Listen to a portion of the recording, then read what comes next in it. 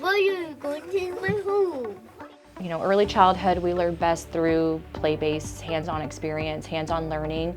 We have certain learning centers that we're required to have in our classrooms. One of them is the dramatic play or the pretend center. As our programs expanded and we're at 31 campuses now and 90 classrooms. There's a lot of learning that goes on.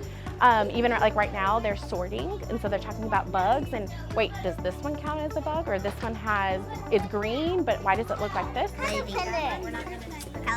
We are learning about bugs and animals.